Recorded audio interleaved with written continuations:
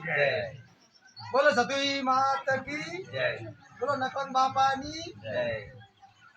આજે મુકમ ગોમ પેપળું અને અમે મુકમ ગોમ પાલડીની સગાઈ છે. તો આજે પાલડીના મહેમાનો કરશનભાઈના દીકરાની દીકરીના આજે સગાઈ કરવા માટે તેની પેપળું મુકમે મહેમાન તરીકે પધારેલા છે. તો એમને તમામ મહેમાનોને હું ખરેખર પેપળું વતીથી કોટી કોટી વંદન કરું છું અને તમામને આવકારું છું. પહેલાં તો કોઈ પણ પેપળું ગામમાં ખાવા પીવા બેહવા ઉઠવામાં કોઈ તકલીફ પડી હોય તો માફ કરજો.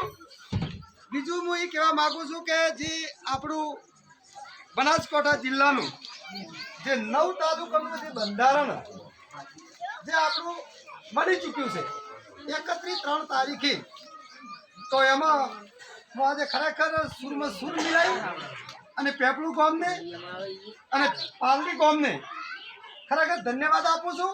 અને માં જહુના તમારા બંને પર આશીર્વાદ રહેશે અને દંપતીનું બંનેનું આયુષ 100 વર્ષનું થાય એવું હું મારા વાલ્મિક સમાજ તરફથી કોટી કોટી વંદન કરું છું અને આશીર્વાદ આપું છું.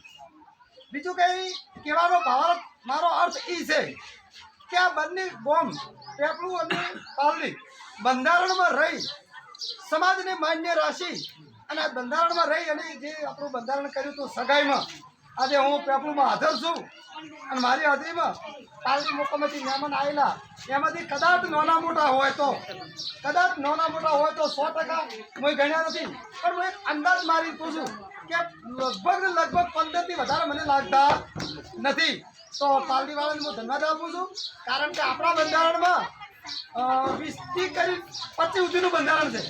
તો બંને કોમને અભિનંદન આપું છું અને જે આ વિડિયાના માધ્યમથી જે પણ સમાજવાળા વાપરતા હોય તો આ આપણે જે કરી રહ્યા સમાજ માટે જેમ કરી રહ્યા છે તો આવો કદાચ જો પાલડીને પેપળું જો કરી તો કરી કીધું હોય તો આપણે દરેક સમાજને લાગુ પડે છે, આપણી દરેક દીકરાને આપણી દરેક દીકરીને લાગુ પડે છે. નાના મોટા પ્રસંગ થતા હોય પ્રસંગને આ અનુરૂપ બનાવી અને આગળ દીપાવું એવું તમને બધાને હું ખરેખર કોટી કોટી વંદન કરું છું ને આભાર વ્યક્ત કરું છું દરેકનો.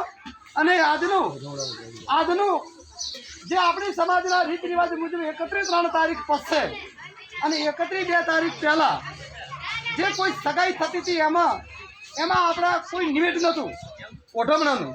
એમાં ઓઢમણા થતા હતા અને ખાણી પીણીમાં પણ કોઈ બંધારણ નહોતું.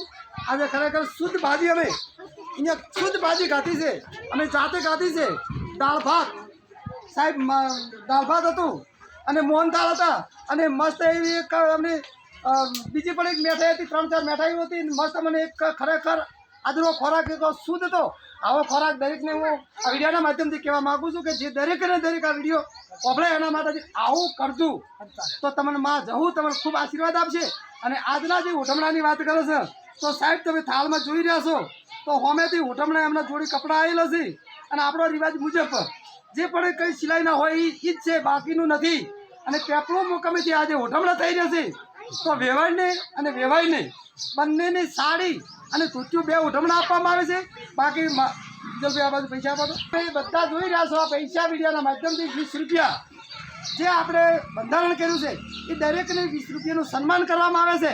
તો હું 2 હાથ જોડીને આપણી સમાજને વિનંતી કરું છું કે આવું બંધારણ રાખજો તો ભવિષ્ય માટે તમારો ભગવાન તમારી દીકરીની 100 વર્ષનું આયુષ્ય કરશે. આનું કદી જીવનમાં કોઈ પણ જરાય નહીં ખૂટે. ધન્યવાદ. જય ભારત, જય ભારત.